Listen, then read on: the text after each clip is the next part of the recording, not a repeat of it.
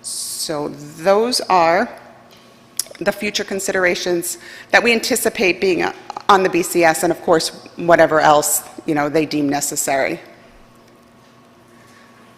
So, Mr. Brooks, I don't know, you want me to finish up? Sure. Questions first?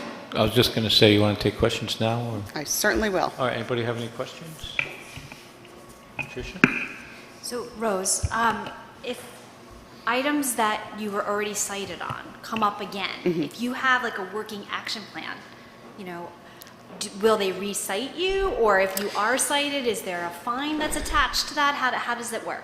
No, I don't believe there's any fines, but they will put it in the next survey, because what it does is it acts as a guide for us when we're making projects and improvements in the district. So it doesn't go away, it just is a updated list of the things and the items we have to attend to. Okay, thank you. Mike? Absolutely. This is probably, go ahead. So anything that they cite, they'll prioritize it as to what how concerning it actually is. So some of these things, like a tennis court resurfacing, might not be a number 5 priority. Sidewalk or a roof issue or something may be a higher priority. That's what state ed's looking for you to take care of. Your highest priorities, which we attempted to accomplish during Vision 2020. Just some of the things didn't get into that project, but that's how it works. They prioritize what they want you to.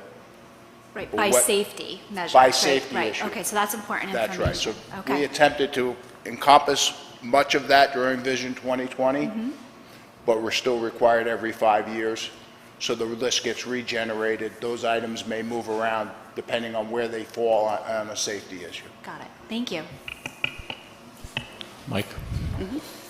It's interesting too how quickly 5 years goes, because when we first got that when we first got the BCS, we're really good at acronyms in education. We started work on it right away. This gentleman and his staff actually start knocking off a lot of the things that we can do in-house. And they're a very talented group of people. And then that whittles it down to the point where we start to see some big ticket items, hence Vision 2020 and the EPC just kind of naturally matched there. So certainly some of these things, tennis courts on the list before, it's now a parking lot for us. So we turned something that couldn't be really turned back into tennis courts at the middle school into a parking lot that we sorely need. So those are the kind of things that we'll work through in the next BCS as well. There's really no citation as far as you get in trouble for it. That would happen as if we have an issue now, we're going to address it now. This is more of the state's oversight on a school district to make sure that we have the proper reviews for our building condition. Every year we still do the annual visual survey. We get our fire surveys done. BOCE's in the building all the time with their inspections, making sure that things are okay. So, thank you. I guess this is addressed to Larry. First, I'd like to reiterate our applause for the magnificent job that you, the maintenance staff, our janitorial crew have done in keeping our students, our staff, and our community safe. The last couple of years have certainly been beyond trying, and I think you guys have really excelled. My concern, though, comes out of the middle school. For example, my wife's car has been hit twice in as many months. Parking remains a challenge, but probably a bigger challenge is that field, that lower field, the track. A number of students have gotten hurt this year. I know we're on a floodplain, but we've got to come up with some type of solution, be it a capital plan or repair plan, whatever it takes. I would implore you and your team to look into that, to see what can be done so we can put that issue to rest. It seems like every year we put Band-Aids on it, and it's not good for our staff, it's not good for our kids, it's not good for the people that like to walk it during their lunch hours, So I would certainly implore you and your staff to take a hard look at that and see what remedies we need to implement in order to resolve those issues. So before I address that, let me thank you all for the appreciation for the staff that has done the actual real work around here. They're the real heroes. So, but thank you for acknowledging those people, because they truly do work hard every single day. We appreciate that. Insofar as the middle school track and the field, the message is loud and clear. We will put that on a priority for our BCS and form a budget plan as to how we go about accomplishing that. If I could add to that, the other thing I noticed, even the last 2 snow days that we've had, it almost is like when you go into the middle school and the driving area, I've seen the teachers get out of the car and they actually slip. It almost seems like there should be a sidewalk going up that first side, and then they cross over to another sidewalk.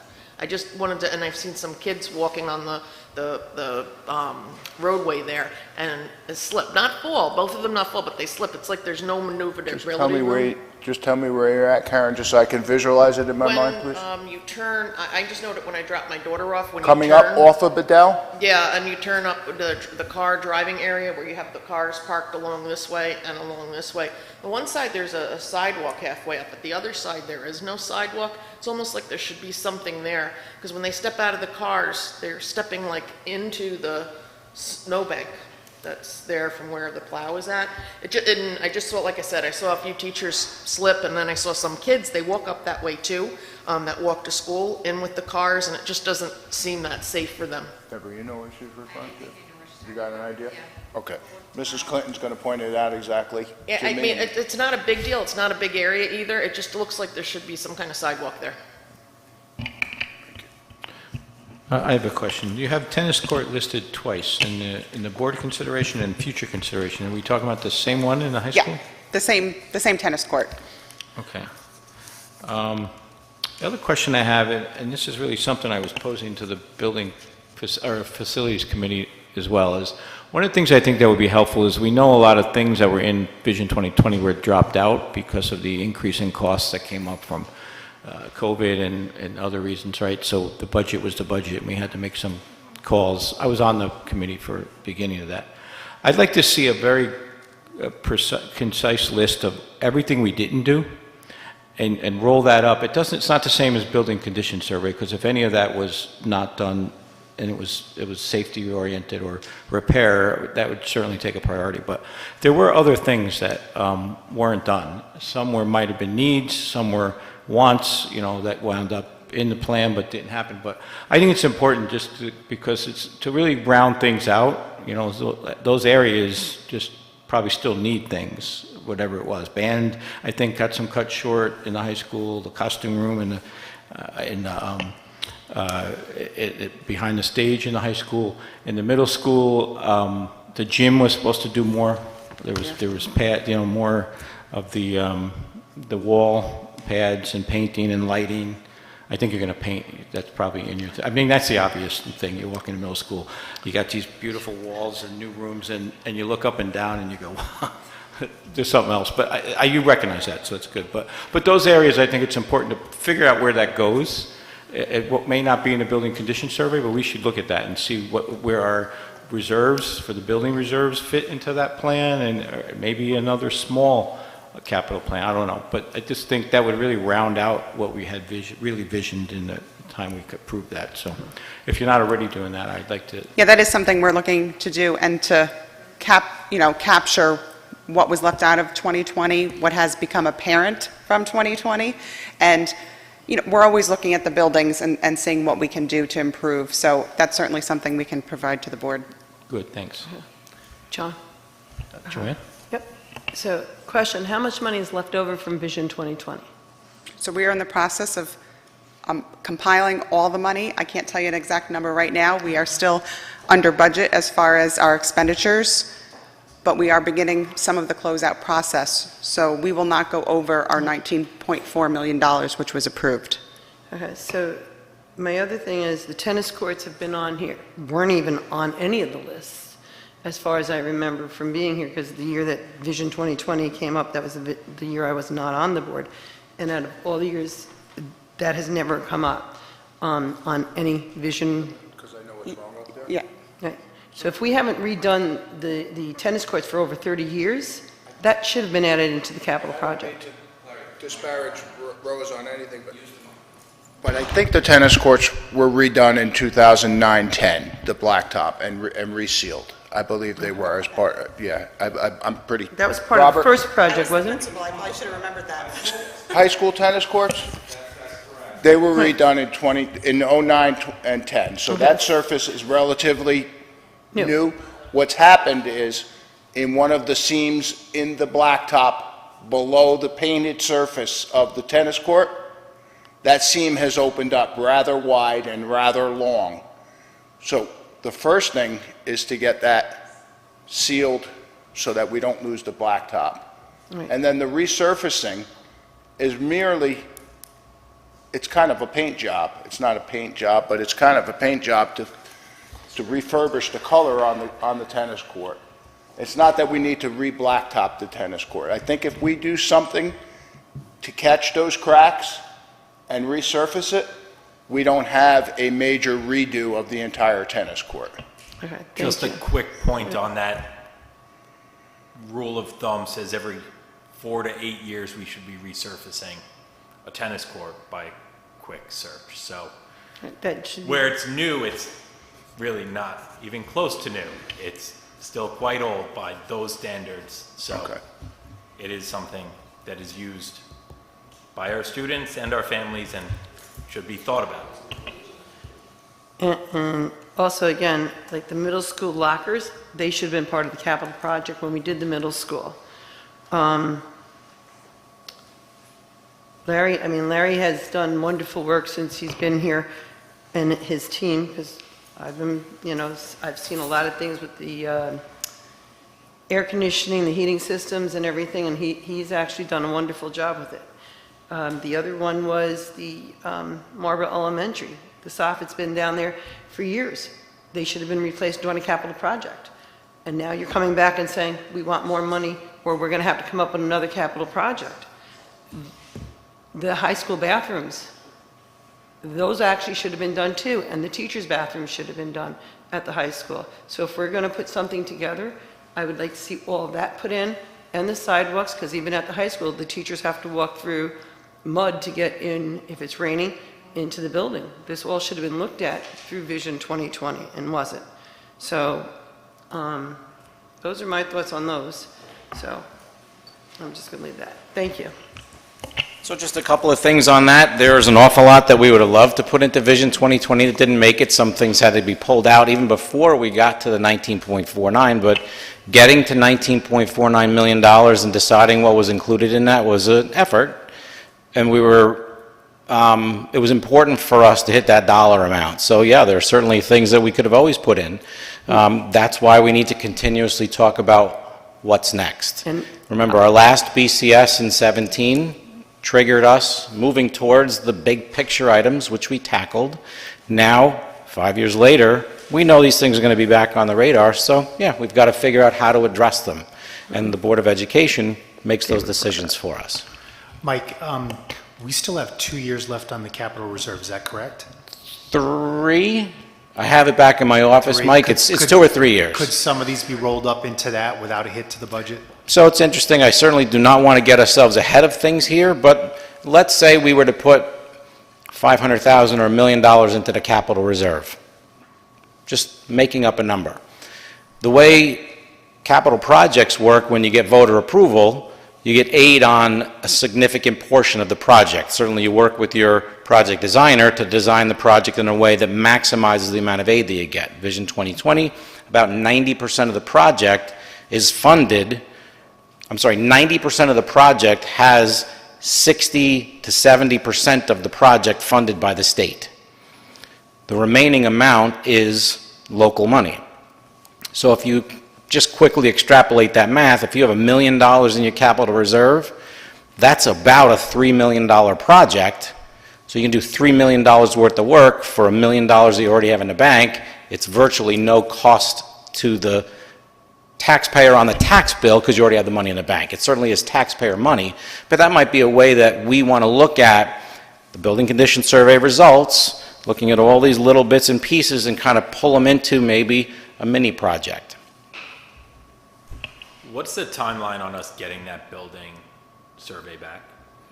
So we're planning on beginning it this summer and fall, getting it back sometime into fall, winter. It's due for us to upload after presentation to the board, I believe in March of '23, correct? Oh, let you jump in, sorry. No, that's fine. But how can we be expected to make an appropriation when we don't know what the number is? So we're not going to be doing any appropriation for building condition survey work. We're just giving a preview on what we think is going to be in there. When you look at our budgetary requests, it's really the things at the bottom there. The brick facade, the sidewalk stair work, the tennis court resurfacing, middle school locker replacement. Those are things that are under consideration based on what we look at for 22-23 funding. It may end up part of the dialogue to say, you know what, it makes an awful lot of sense that we're going to roll those into something for the future. Depends upon where the red line is drawn as far as what we can and can't afford. You know that the list is going to be extensive when we look at all the positions that we've been talking about, initiatives we want to do. None of these things right now are of emergency dire need. There's certainly some things that we need to address. We have to figure out how to go about that. If there's any one thing that rises to the top of the list, it's probably that brick facade piece.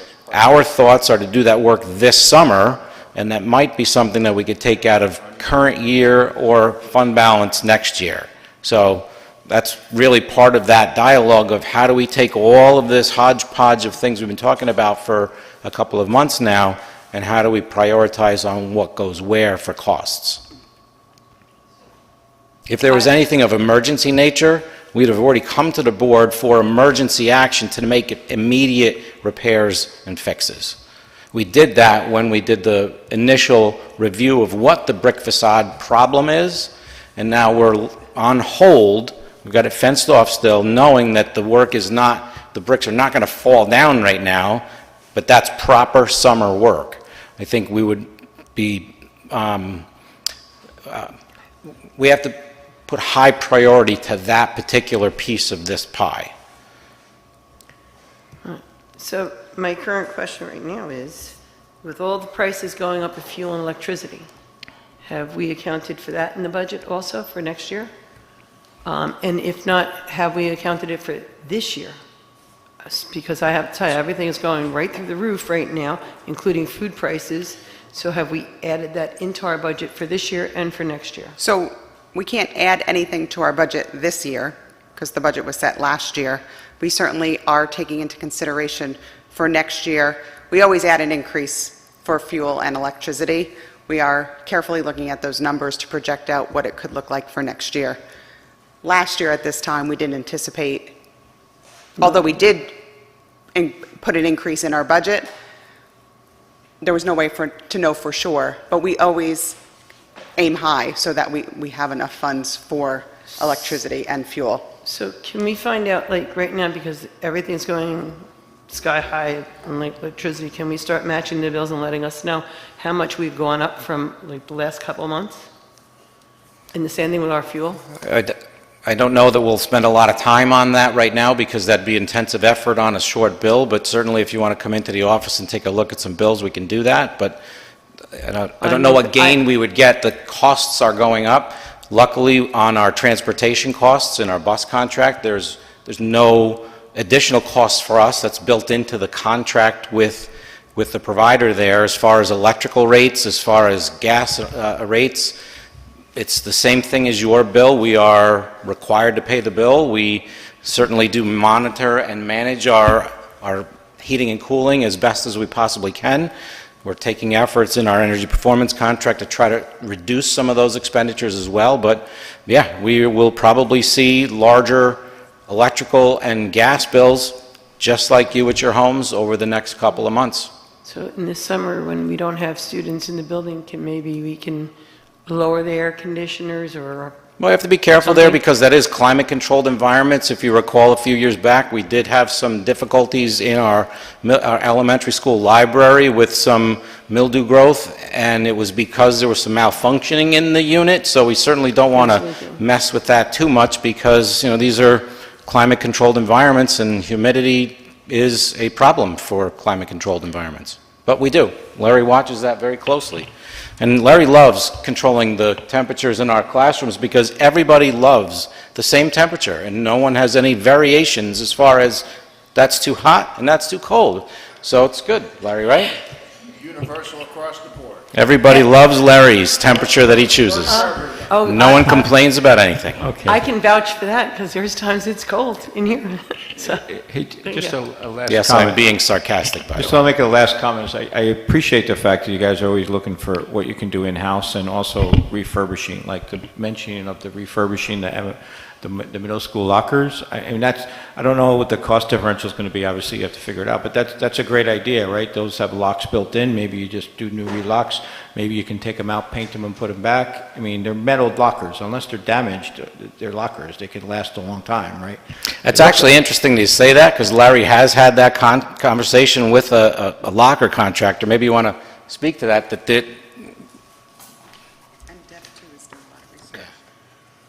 So I have had a conversation with a painter to come in and paint them. The painter that we use for the types of painting that we do wasn't that interested in repainting them. But Mrs. Clinton has also been working in-house, checking, making sure that I'm giving her the right information. And she has someone potentially who's going to give us some pricing on repaint. Am I correct? That is correct. It's not most recommended.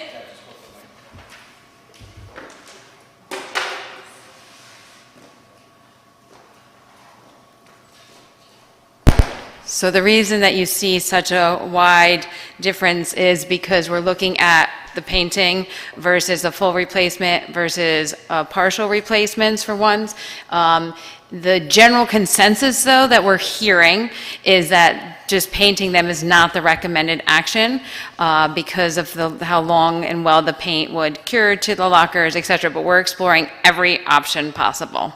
So. Thanks. So one more thing I just wanted to note about cost on anything that's on the building condition survey. When you folks receive that, wherever that item is, whatever they've picked out, they will give you their best estimate on what the cost is for that repair. So this will also develop some cost proposals. They may be within a range, I don't know that they'll be exact, but you'll have a range of a cost proposal for any of the major items that, actually it doesn't matter whether it's major or minor. Every item that's listed on that building condition survey will have a cost and a priority associated with it. Thanks, Larry. Jim, did you have something? I saw your hand. I was just going to ask if, as we're getting in the next two meetings, if we could have a better idea of what different options of the locker replacement would be, whether it's the refurbished or replaced. So we're not looking at a $60,000 difference. If we could see what the one would cost versus the other, and if we're going to include it at all, it would be a lot easier to know. We can afford painting, or it's not worth painting, we should just replace. Ms. Clinton is actively engaged in getting those prices, so as soon as she has it, we certainly can share it with the board. All right, great. Anything else? No? Okay, thanks very much. We can move on now to... Just wrapping things up, thank you, Rose. Oh, sorry, Mike. That's okay. So, fiscal decisions, we're coming up. Our next meeting, April 7th, is our discussion on how do we make the sausage. So we'll be providing some documentation to the board. We will come up with a recommended priority list. Certainly there's plenty of room in that for dialogue and discussion. And then ultimately, we'll adopt a budget on the 21st of April. We do anticipate, once we also put this together, we'll do some previewing on what we believe the tax rate may or may not be, and then also reserves and fund balances. Ms. Mealy is working on pulling the Finance Committee together so we can do some preview work, and then ultimately a recommendation to the Board of Education for the 7th and the 21st of April. Important dates coming up. The biggest one's on the bottom. In this room, we're voting on the 22-23 school budget from 6 a.m. to 9 p.m. here on the 17th of May. We anticipate we'll be setting our tax rates tentatively on August 18th. May 5th is our budget hearing, and the 21st and the 7th of April are two important meeting dates. Thank you very much. Thank you, Mike. All right, next up is public comment on agenda items. Anyone like to make a comment on the agenda? If so, please approach the podium. Okay. All right.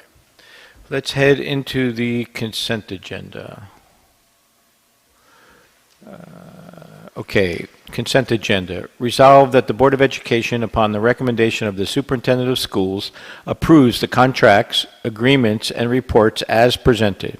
Personnel recommendations, official BOE meeting minutes of February 17th, 2022, and March 3rd, 2022, health and welfare contract, Vision 2020 change orders, tax correction, financial reports for February 2022, and the CSE CPSE report.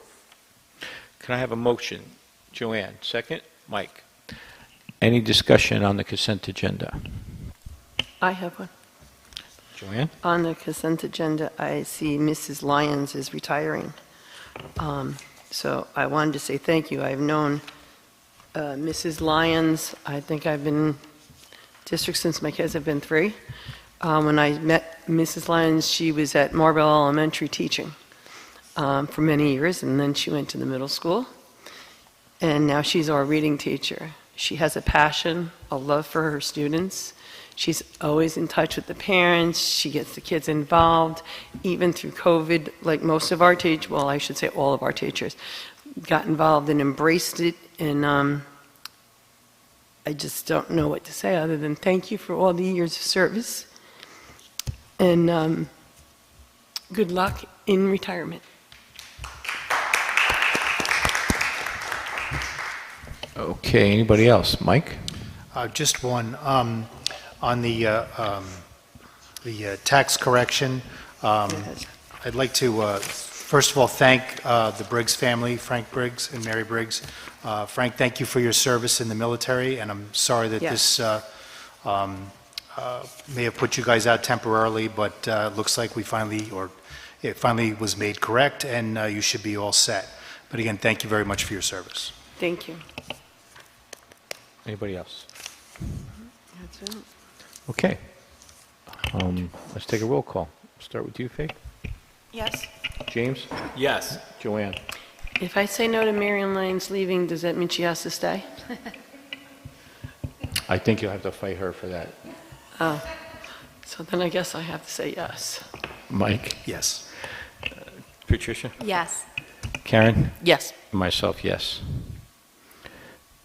All right, next one up, recommended action. Agreement amendment for quality bus service. Recommended action. Resolved that the Board of Education, upon the recommendation of the superintendent, approve and authorize the superintendent of schools to sign the agreement amendment for the quality bus service as presented. Can I have a motion? Mike, second. Joanne, any discussion? Any discussion? Okay. Oh, James, sorry, I didn't see the hand.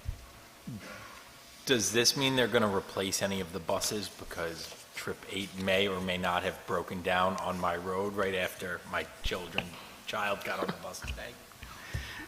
There actually is verbiage in the contract on the average age of the fleet.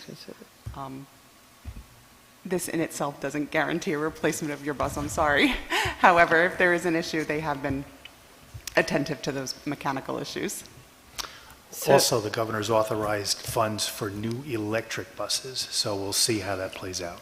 A power plant really would help charge those buses up. So with this contract, Roseanne, nothing has really changed. We're just rolling it over, correct? Correct. Okay, thank you. I was going to ask that question. Any particular reason why you went with that option instead of rebidding or longer extension or just? So last year, we actually had a consultant come in to talk to us about the pros and cons of going out to bid and/or extending, and unanimously, very loudly, profoundly, they said, continue to try to roll over your contract if they're willing to, going out to bid at this point with fuel costs and the past pandemic. A lot of school districts are seeing much, much higher costs for their transportation. And so does this extension have the terms just extended with some price increase? Like It's a one-year predetermined? extension, and the price increase is at CPI, and we don't know yet what that CPI number would be. Okay. Last year, we extended it, and CPI was 3.2. the extension before that was 1.4. My gut is CPI is going to be a little higher than the 3. Yeah, let's hope they January, average it it was for 12-year 5.1. months. So we'll know in May what that CPI will be. Still Okay. cheaper than Yeah. rebidding. Okay. Thank you. Anybody else have any questions? Okay, let's go around. Karen? Yes. Trish? Yes. Mike? Yes. Joanne? Yes. James? Yes. Faith? Yes. And myself, yes. Okay, next recommended action. Contract for Mary Ann Wilson, Administrative Consultant. Resolved that the Board of Education, upon the recommendation of the Superintendent, approve and authorize the Superintendent of Schools to sign the contract with Mary Ann Wilson for administrative consultation and staff training as presented. Can I have a motion? Motion. Faith, second. James, any discussion? Mike? John, if I may, Mike, how is the reporting going to, looking over the contract, I'm not clear on how the reporting back to the board would be, or to you would be, in terms of the findings and recommendations? Terrific. So she's not really coming in to do a study, so there's not necessarily a report. I did kind of jot down some thoughts as far as the work. So the board and superintendent have been very focused on wellness for faculty, staff, and students. Obviously, the Board of Education just recently put together a goal that also says we need to work on supporting our staff. The board acted proactively back in the spring and summer on adding additional social workers and psychologists that are really primarily focused on our students. Coming off the pandemic, the staff has been carrying a very heavy burden, taking care of everyone in our system. Mary Ann's work is going to be working with principals, faculty, and staff to identify how to support their needs, identify potential resources that are related to their own social emotional needs, and work on climate issues within our schools. So anyone knows work environment right now is an important element. If we can help to make our school and work climate more comfortable and supported, that will be a plus for our learning environments in our classrooms. So that's really the primary goal and focus of Mary Ann's work. Mary Ann was a assistant superintendent for personnel, actually a director for personnel in the Valley Central School District. She was the assistant superintendent for instruction for Orange Ulster BOCES for over a decade. She retired since from then. We've also had her here as an interim assistant principal, and she's done work in all 3 schools at varying levels. She comes with a very unique skill set and also an immediate level of camaraderie with some staff that already know her, that we think that she'll be a really good asset to our principals to help work on those areas. So it's kind of a softer delivery area that she's not necessarily coming in to conduct a study and produce results from that study. This is more per diem work. The board is authorizing through this contract up to 15 days between now and the end of the school year. It would probably be ambitious for us to get to 15 days, but I know that the board wanted to make sure we scoped out enough time and build that into the contract. So I don't know if that answers your question or not, Mike, but that's really the focus. Can I just add to that? So could we ask, though, upon her wrap-up, if she could come or provide some sort of an overview of what her findings were Sure. in each of the buildings, so that we can strategically plan and create some initiatives, perhaps, to carry over into the following school year to ensure that it's almost like a handoff, like where she stops, we can pick up to ensure that next school year we're implementing, some of her suggestions, so that we can continue to keep this on the radar and be super focused for our Sure. teachers, faculty, and children. Fantastic point, and I think that actually would be a point of emphasis for Robin and I to make sure that we learn from this experience as well, so that we can carry that piece into next school year. This is in Robin's wheelhouse in a big way. For those of you who don't know, Robin was a social worker, so this is an important element, and bridging where Mary Ann finishes, or maybe even identifies new areas that we have to look at. Absolutely, this should be a learning process. There is no predetermined outcome here, which is why we're not looking for a report. We're literally looking for someone that will spend time creating supports for our people. If things pop up from that and there are glaring issues that we find we need to address, yes, we need to document and develop plans. So when it's 15 hours or 15 Days. days? So then would we respectfully be able to get an overview by like end of June? Like when can we expect to get a wrap-up from this? It depends upon when we're finished. We might be finished with the work, because everybody is wonderful in May. Okay. It might be June, it might be September. Yeah, I just want to make sure we keep it on the radar before the summer. and Right, but review remember, it. she's not producing a consultant's report. We will ask to work towards something to that effect, but that's not what this is, that's not what this experience is.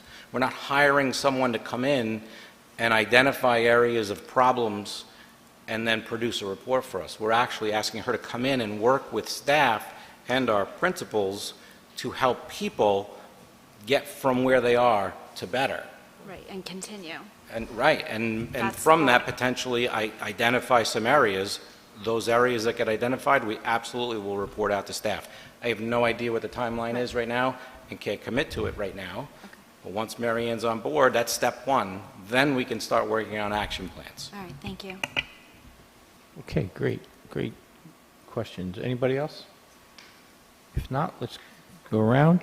Let's start with Karen. Yes. Trish? Yes. Mike? Yes. Joanne? Yes. James? Yes. Faith? Yes. And myself, yes. Okay, next one up is renewal of universal pre-K providers, or UPK. Resolved that the Board of Education, upon the recommendation of the Superintendent of Schools, approve the community-based organizations to subcontract for the Marlboro Central School District, New York State grant-funded pre-kindergarten program for the 2022 to 2023 school year as presented. Can I have a motion? Karen, can I have a second? Faith? Any discussion? James? Thank you for re-upping. It is a wonderful program that we're able to offer to our community. And we as a board, or I as a board member, understand that the money that you get for UPK does not fully cover what it's costing to run. So these 4 organizations are doing our community such a wonderful service, and I just want to say thank you for providing these seats to our community. Hopefully we can see that expand with the new budget from the state, as it appears could be coming down the pipe very soon. Okay, anything else? Okay, let's vote. Faith? Yes. James? Yes. Joanne? Yes. Mike? Yes. Trish? Yes. And Karen? Yes. And myself, yes. All right, the last recommended action is the renewal of SRO intermunicipal agreement. Resolved that the Board of Education, upon the recommendation of the Superintendent of Schools, approve and authorize the Superintendent of Schools to sign the intermunicipal SRO agreement with the Town of Marlboro as presented. Can I have a motion? Trish, can I have a second? James, any discussion? No, let's go around then. Karen?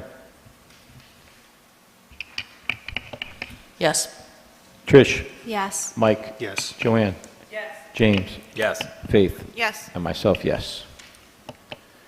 Okay, that brings us to new business. I have one thing. We neglected to address the request to us for put a nomination for Friends of Education that's supported by the Ulster Orange BOCES program. We're actually overdue, but we talked to them, and if we have any nominees that we'd like to bring forward, there is an applicant form and there's a requirement to do a short biography. But if anybody's interested in doing that, we need to act really quickly. So if anybody wants to send me, what we can do is kind of coordinate it through me, and I'll funnel it through. Teresa was actually coordinating it with the Ulster BOCES and Orange BOCES. But if you have any nominees, send them to me via email. I can send you, if you send me a name, I'll send you the form or the requirement for the bio. Let's do it as fast as possible. At least if I know we're going to do a nominee, we can tell them and then push them a little bit harder to wait a day or two. If we have multiple ones, we'll have to figure out how to nominate, among ourselves or do something there. I'm not sure how we would do that, but let's see what we have first. If we have one or less, then it's not a question. If you have more than one, we'll have to figure out how best to do that and deal with the public meeting requirements or what have you. But the faster we get to that, the least we can give it a shot. If we don't, then we'll just let it pass and miss it this year. But all right, so if I give you a little homework, hope you don't get too mad. Any other new business? I've got something, John. We've gotten a lot of budget proposals. One thing that I feel like we've neglected to see in some of this is the benefits or the programs that were grant provided this year and what their effects were or have been so far this year. I know if you didn't put them in, you're probably not recommending them, but I would just like to kind of see what some of that grant money has gone to do, because personally, my son was able to be seen by the OT teacher brought in because of the grant, where otherwise he wouldn't have been seen. And for all of us, we know elementary school, the earlier you can catch OT issues, the less likely they're going to be long-term problems. So some of that programming, especially in the younger grades, well, in all of the grades, really, can we just get an update before we start really going at what needs to be in next year's budget and what doesn't, and before we're looking at what grant money we have left and what needs to become budgetary dollars? I just really think we've done a great service to our students and our staff and our community this year, and I don't want us to ignore something and not put it into next year's budget if it can really do something important for I another agree year. with that. I would like to see that as well, especially with the reading. Because if it's really doing that well, do we really want to cut those teachers? Especially the same with reading and math. If you can get that early intervention, it really saves a lot with those skills, especially going into secondary and special ed numbers. Correct me if I'm wrong, but didn't we see some of that in the individual school presentations in terms of metrics and Correct. various Yep. things? So we'll I don't know we'll if be you able to tied them speak and answer directly any to the- questions to that, but the things that you've seen on the presentations were kind of the culmination of literally hours worth of work with the team in our meeting room to cull through needs assessments and output and outcomes. We've got a pretty sizable list. So next meeting is going to be an interesting dialogue to see, here's that list of priorities in some level of order. Can be some shuffling here and there, but ultimately I think the bigger dialogue is going to be where do we turn the dials as far as tax rates, budget amounts, federal budget, regular budget, fund balance. Where does that line ultimately get drawn that, okay, here's where we can spend above, yes, below, no.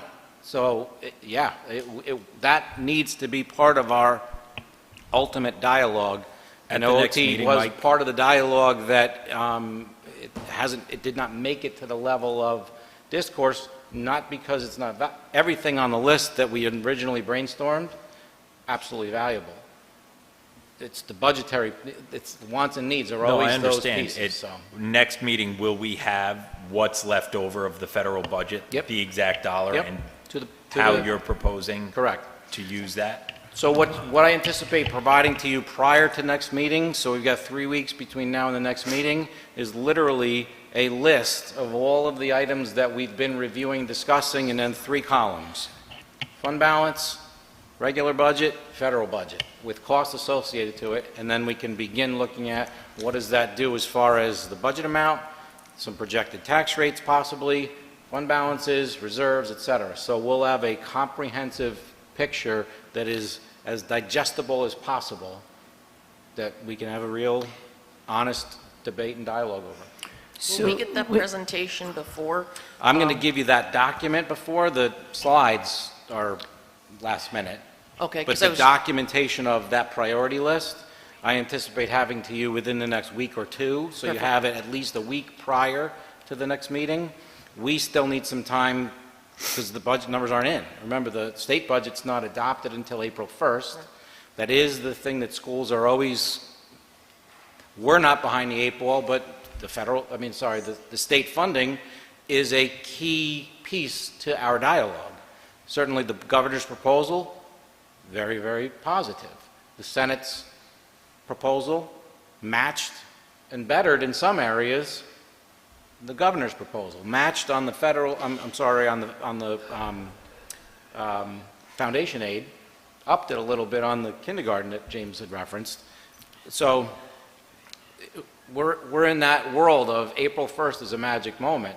I want to get you this document prior to that, because this is literally just a priority list that we've had debate over, and then costs and where we think we could put those things. Ultimately, it will be a discussion on the 1st with the 7th, with the adoption on the 21st. So there's a little bit of time in there for us to really nail it down. Okay, because it's just hard when we get and I understand why it has to be done, but it's very hard when we get the presentations at noon or a little later for the same night of the meeting. Right, but the presentation isn't, it's my slides for speaking to. As far as the data goes, We'll get that before. you have the data. So Okay. those charts that we've been using, the slides that we've been using for the last 3 meetings, those are going to become part of one chart. I'm actually looking at it. So you're going to get this chart. We just need some time to fine tune it. Okay, so it won't be choppy either. It'll be all confined into one document. One doc. Perfect. Yep. So- Fitting this on those will be the challenge, because there's a lot here. So it may not be so viewable here, but you need it in front of you to be able to debate and talk. And you will have that well ahead of the meeting. One thing to consider when you're putting that together is, the question came up several times and still is tonight, is how we can see look at the data and differentiate between what was funded through the extra funding and may or may not continue, and what was not, and maybe what was cut off. Like, that's going to be almost a line-by-line question, and I don't know how you maybe you already have that in there or whatever. But that's Not what really, but I think that that's important, why these folks are going to be here, to be able to answer your questions, because anticipating those questions, it's a dialogue. It's not, send me the questions on email, I'll email you back. It's a dialogue. There's no right or wrong answer on which is a better priority to the others. Right. The challenge I gave to these three folks is, when we had this debate last week, I need you to step outside of your building. You've already advocated for the things that are in your building. I need you to look at this as a K-12 experience to provide as many opportunities for people to get to that graduation stage. And let's come up with your top 5, each of you, and let's debate it. Let's come up with 6 through 10 and debate it and talk about it, so we can truly get to the point where we administratively buy the package that we're going to present to you as a priority list. It doesn't mean that it's perfect, but that's the process that we went through to get this to you, and are fully prepared to talk about it. But do you have the list of what was grant funded this year? Because Yeah. I know get to we that. approved it and we went through it, but I can't say I remember. Sure, the 19 line by positions, line what's yeah. in there. We can get to that. So if we can see those and know this is still, or this is what we're projecting to stay in. I know in the building ones, we had said these ones we would like to make tenure track off of the grant position. I know those positions, but I would also just like to see Bless you. what of those 19 positions, what they were, what got filled, because I know all of those 19 positions we weren't able to fill this year. So how that all breaks down and what we're looking at How many are there? pulling out of next year. So if I got you a copy of the June document, that's simple. The document you're going to get from me for the 7th basically fuses what you're saying together with new stuff. So this will be the list that shows what we prioritize for 22, 23. Because certainly priorities change. No, Things that totally. we I thought just were important in May and June think we are need no to longer. see what we thought was important in June. Yeah. So then we can, if we have questions about it, we I will- can ask those questions. I will get you that, I'll get you a copy of it. It's Thank on you. our website, but I will make sure that we get that copy out to you. I was just going to suggest, if anybody wants, is so inclined, you can go back to on the board docs, every meeting, all these presentations from last year are there. At the end of the year, I think we summed it up, right? Yeah, Going we'll into get you, summer. it's I mean, simplified. I'm We going have to do it, yeah, but I we'll just, get it out to you. there's a lot more detail probably in some of those, if you really want to And get we- to scratch the We memory. can't bits. tell from the June meeting what was filled and what Right, wasn't right, filled. right, right. Correct. It's a So reference that's point. where, So- I just want us going into this budget discussion with as much, and I don't want to put undue work on the team, because I know there's a lot of other stuff happening also, but I don't want to walk into the next meeting feeling like we don't have all the information we need. Understood. And not being able to provide our students and our staff with what they need to be successful into next year. Understood. I just tell you from a personal perspective, that's what I do sometimes. I go back to last year's and maybe before, because there's a history Yeah. there of things, some things show up more than once in multiple years that didn't get approved. Some things show you by looking at a couple of things in a row, our thought processes as we were refining the list. So I probably have all the budget presentations from 2012 well- on my hard drive, to be honest I with you. have some here, too. I have Not them all. not that I go back that far to look for it, But but if they can print it out for us and put it in our folder, that would really help. yeah, if Michael summarized it, it sounds like, which is probably the best. I just think there's points of reference that it's going to be hard for them to do all by themselves, right? Yeah, but Where you we should were know- in June, what got filled, where we are at the end of the year that says these worked and we want to continue. Does funding continue or not? These, not that they didn't work. But realistically, John, it John, shouldn't be it- that it- complicated because it's grant funded, so we need to justify it all when we're submitting the Folks, grant. we got this. I know what you need. Because I was just going to say, We're I going to want get to you know the how many... documents that you need. I know what you're asking for.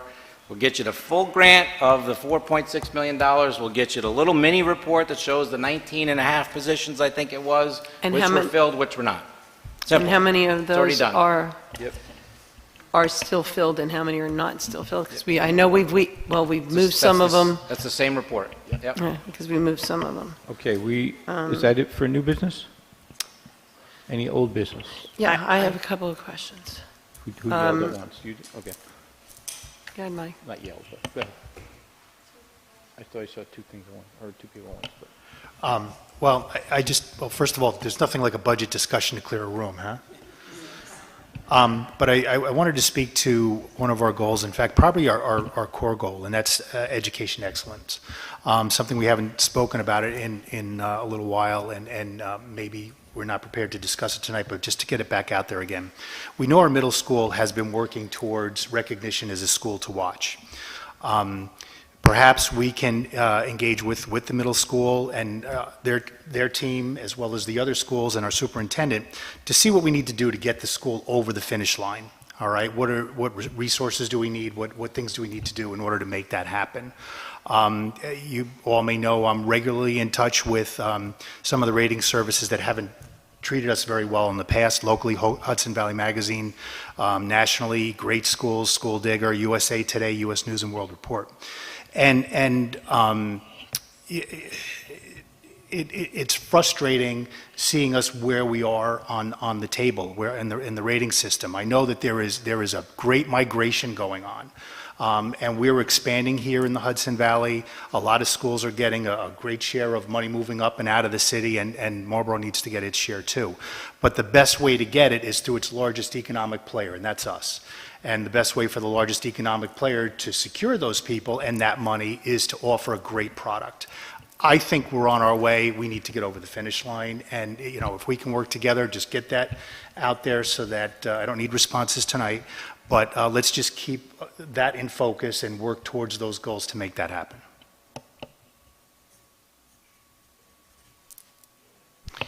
Yeah, I know we talked about the summer school. So my kind of questions with this is, how many children are we talking about? Is this still federally funded? Do we have a grant for the summer school? So I'm kind of curious. Number of children depends obviously on what happens at the end of the school year because it's based on failures, so that's unknown. And as far as the funds go, we have a significant number of different pots of money. Most of them are federal grants, not the federal grant from ARP and that. It's the federal entitlement grants, Title I, Title II, Title III, et cetera, that we've been using for years.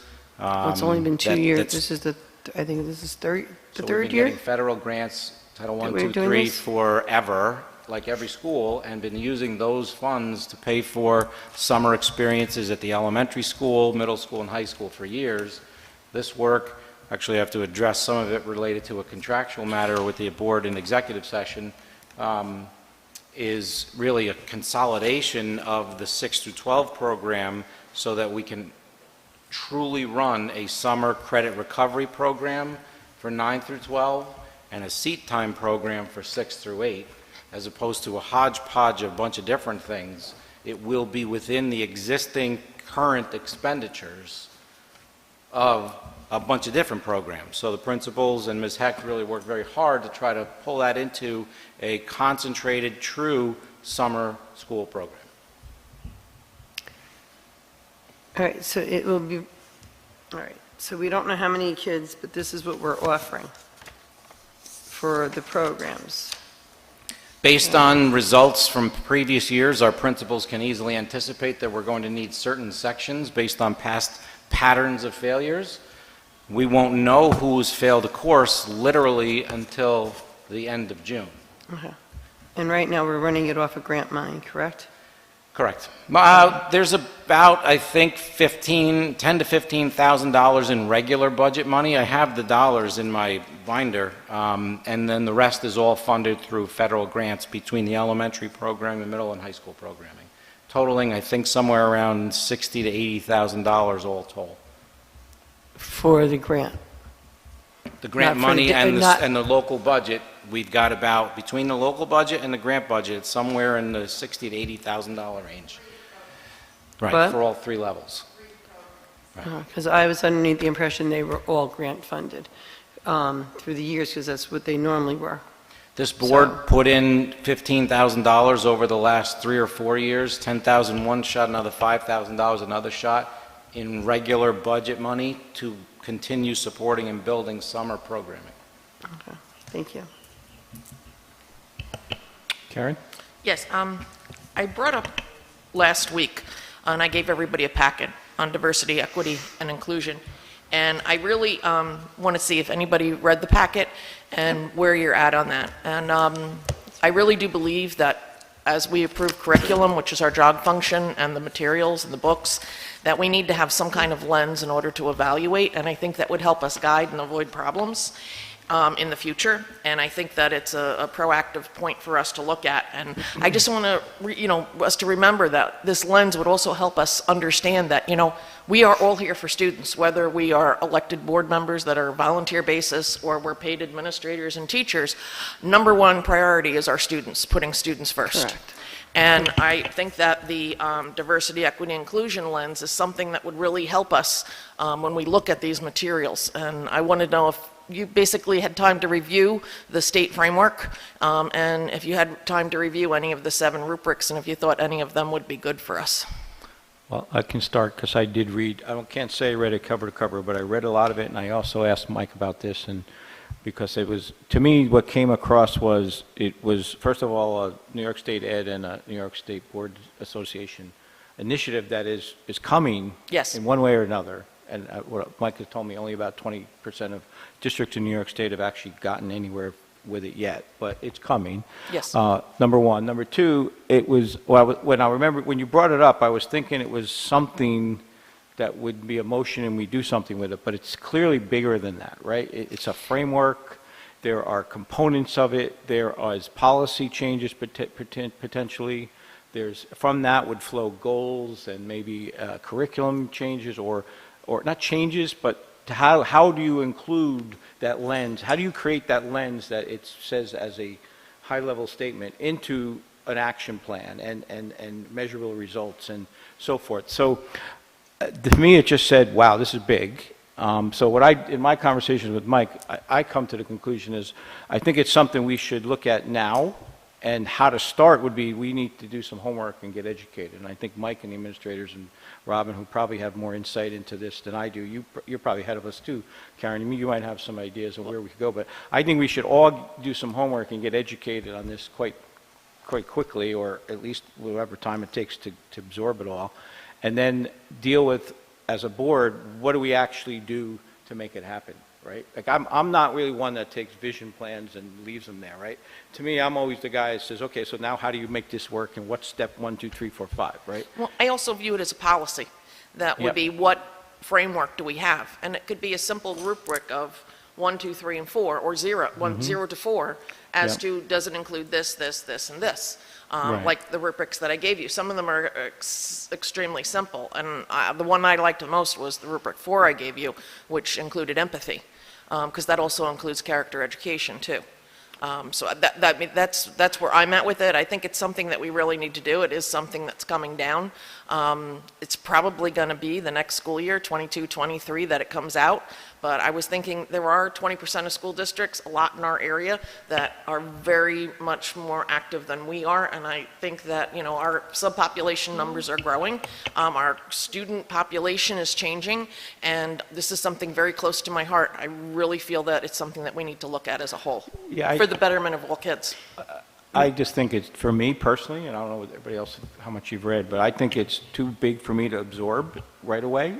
And I think there's probably approaches on how to look at this and how you adopt it in maybe a gradual way. Like you mentioned the rubric, I didn't look at them in this sense like we can do any one of them now individually. It has to be part of the framework. And it sounds like it starts with policy, right? You start with some setting policy, which we have a policy committee that would probably have to take some of that work. It also is administrative and staff to figure out how you create that lens in curriculum and in teaching and in the day-to-day, right? Seems like they've already created that, though. I mean, much of the information they're giving us and the materials they're giving us already include diversity, equity, inclusion.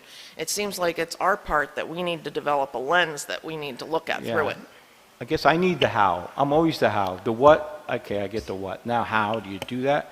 And I also want to make sure we don't somehow inadvertently give the impression we're not doing anything like this now, because there's so many diversity programs in the school. You saw just with the whole book discussion how some of these are being brought forward already, dealing with the most sensitive topics, but bringing it out so young people are talking about it. We have clubs like the GSC and the empowerment of student equity that is new and growing. I've been told that's up to 45 people already, members, as of just the second year. So I think we have a lot. So I'm in my head confused. How do you build off what we have and put it in a structure? I feel like this is a structure with some flexibility, so you don't just jump in. You got to kind of understand it, understand where we are, build it up, and then execute it. And I do think we should look towards towards the next several months, is what does this mean in September? What does it mean by January? What does it mean by 2024? And maybe this is where I need some help. So that was my And thought. that's where I'm at. I just don't want to see something get tabled forever. I think it's something that needs to be another date, or put at least on our agenda down the line, or a month from now, or 2 months from now, so that it doesn't get pushed aside or forgotten about. Yeah, like I said, I need to be educated on it, but I don't want anybody else. James, you got a hand? So, Trinity? my thoughts on it, and I didn't get to read through. I didn't read through any of it yet. So just in all candor, I look at something like this, similar to how I look to the books, where if this is something that's coming down the pipe, It is. I don't know enough about how it needs to be implemented in a school to make a decision without the people who make decisions for our district to be telling me this is something that is worthwhile, because where, granted, this is from the Board of Regents, and New York State may say we have to adopt this model, but if I know there's other models, there's the Happiness Project, and there's a bunch of different character education platforms that we could adopt as a Board of Education. I don't know, and I don't want to speak on how that's going to fit into our buildings, into our curriculums, without the voices of the people who are living that every day. So I appreciate all of the information, and I will read through all of the information, but at no point, kind of like John, do I feel comfortable to speak that we need to pick this one to work in our district without a recommendation from our superintendent, assistant superintendents, building leaders. It's respected. Because there's a lot that needs to be done. It is important, and it is coming. Trinity? So I wanted to add on how we could kind of include on diversity. So to correct you, sorry, it is called the GCA Club as a former member. What did I say, G? You said G. I'm sorry. It's okay, it's all right, it happens. I guess that what I can ask from you guys is more endorsement from the clubs. I mean, for the clubs, excuse me. And just more knowledge, because a lot of people don't even know about the GCA Club or the, excuse me, trying to remember. Student from Paramount. Empowerment Club as well. And I found out 10th grade that it existed, so these clubs aren't really well known until you're in the school building.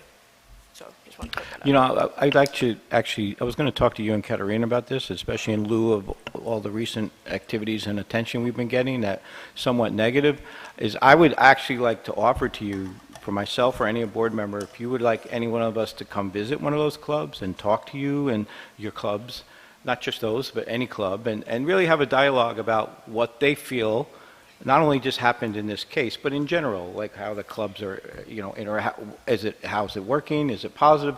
What can we as the board do, like you said, you just said to advocate for it, or other things we can do to broaden our own knowledge of what's going on in the school and give the students a feeling that we're listening to you and we understand you. We're not just a bunch of people up here making decisions for you without really understanding what your perspectives are. And it really came out to me loud and clear in this whole thing, because everybody was all going around and around and nobody said, hey, what is the students thinking? Imagine what they're thinking right now after all that, right? But beyond that issue, I just want to open that up to you and Katerina to help us across the whole student body to identify those opportunities and talk about how we can do that exactly with, I think, along the lines. John, that would you the just board be interested in maybe a presentation from our two student reps on the current club offerings? That would Maybe be- May, June, sometime in that time frame? Absolutely.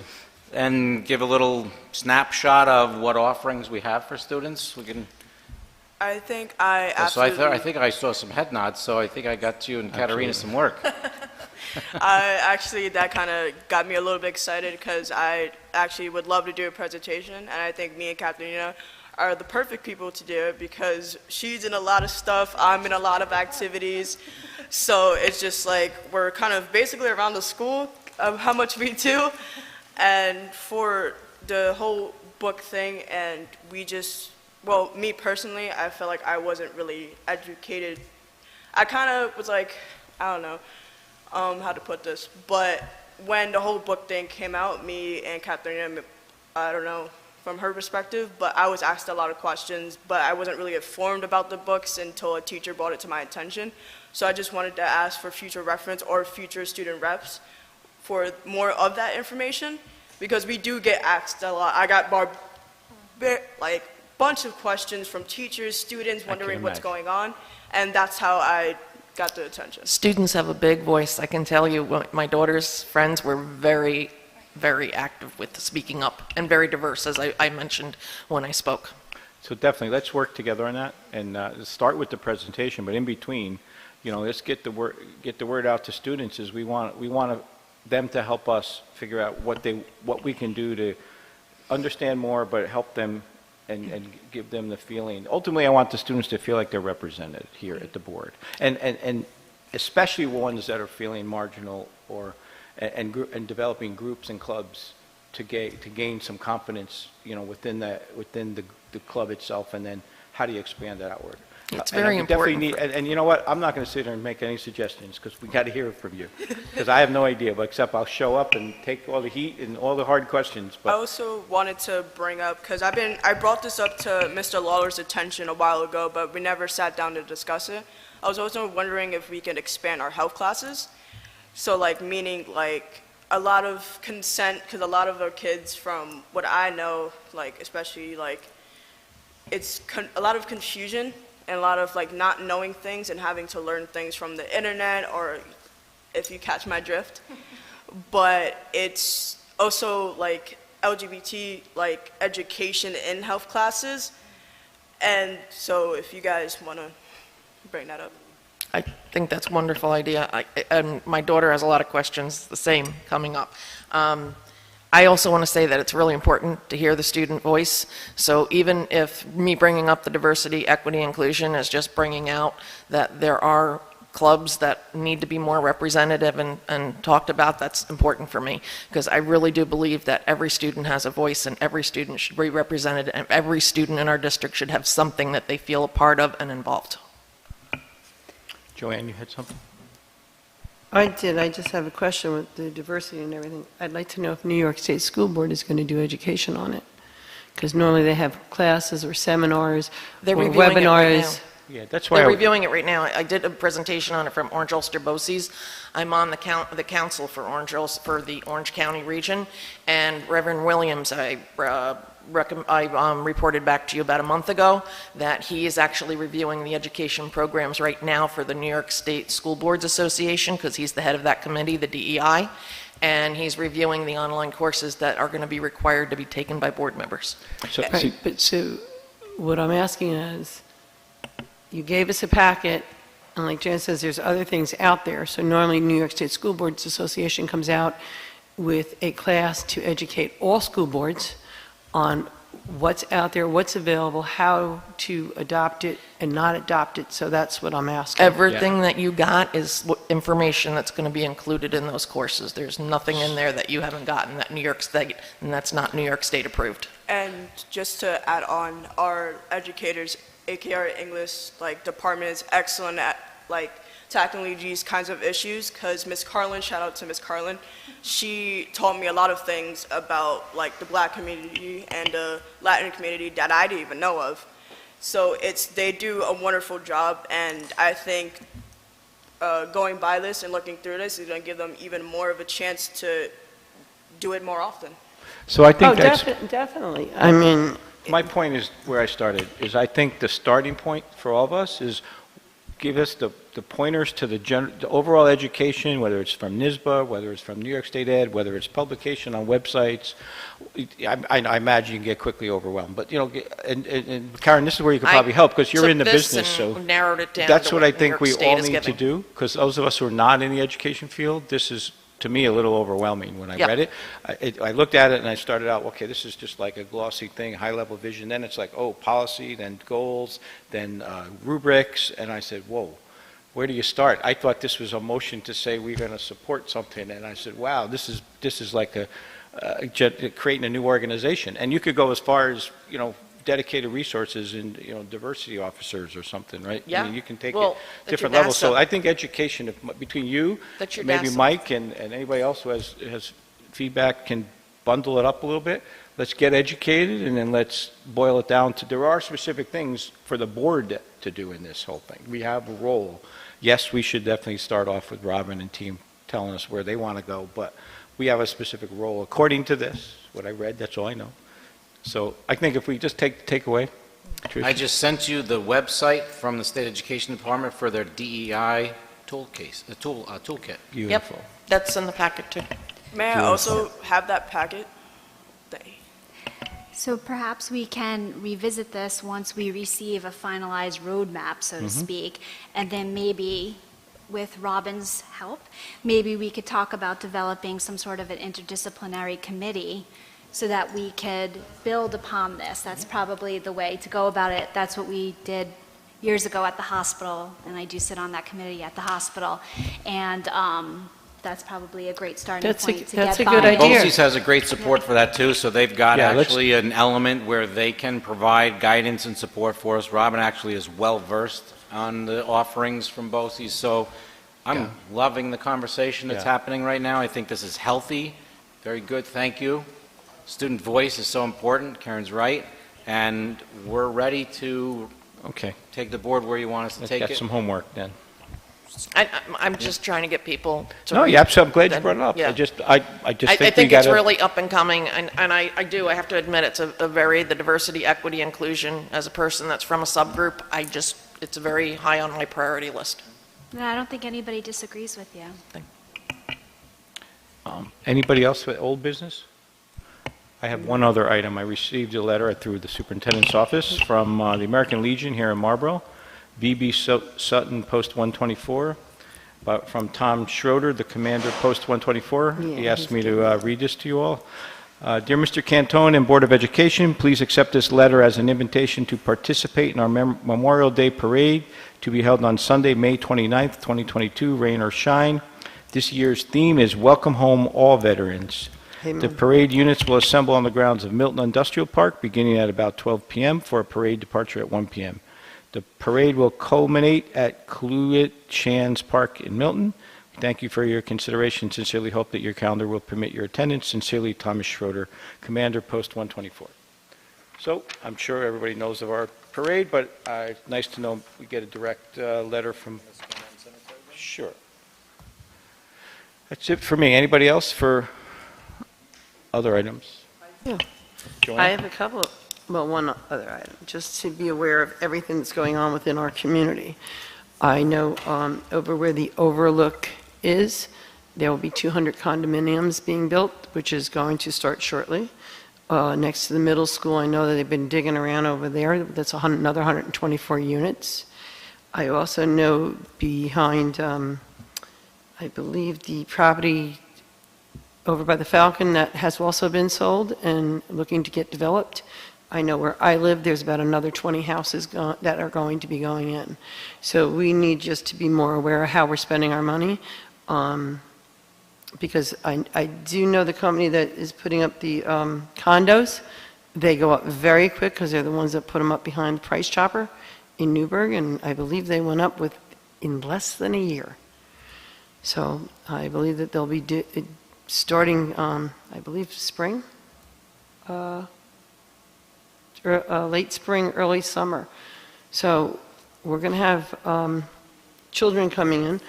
So we can go with all these apartments anywhere from, I don't know, I'm going to say 50 to over 100 students. So we really need to be aware of where we are with our buildings and teachers and everything.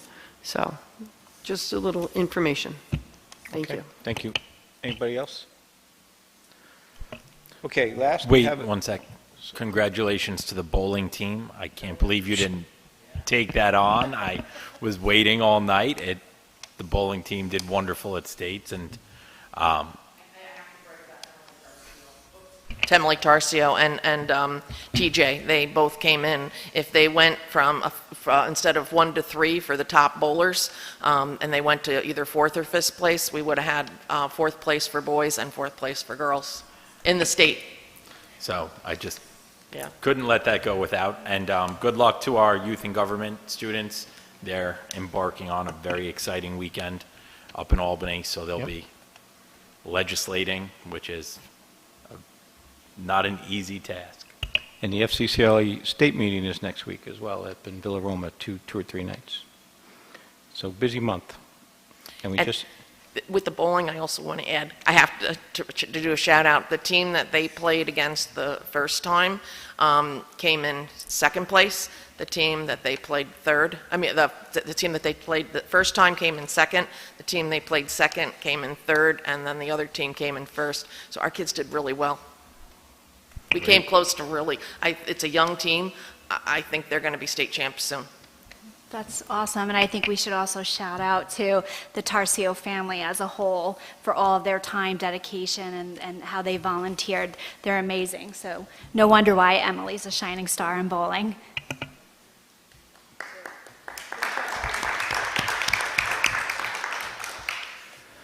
okay, we have a proposed executive session. Oh, sorry, I skipped one. Recognition of district residents. Mark, can you approach the podium, please? The sole public right here. Just had a suggestion. In our paper this week, there's a story about Betty Marticello, who is turning 100 at the end of this month, and she was a 40-year teacher in this 42-year, I think, teacher. And I didn't know whether the board would be able to send her just a net recognition or a citation of some sort, and you could get it to her son, Dan, who is the attorney at Marticello and Ruskin Wadlin. So I think it's the 27th she turns 100, and I know they're having a family gathering, but I just thought it'd be nice if you might consider that. Thank you, Mark. That's actually a nice idea, Mark, because Betty is a wonderful person. Maybe even we can get some of the classes to send her a happy birthday card for her 100th birthday. Yeah, it's I coming think up. That would Thanks, be, Mark. nice. Thank you. Anybody else from the public?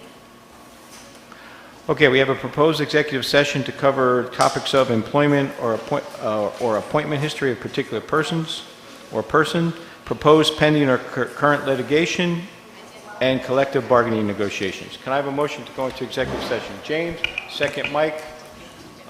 Any discussion? All in favor? Aye. Any opposed?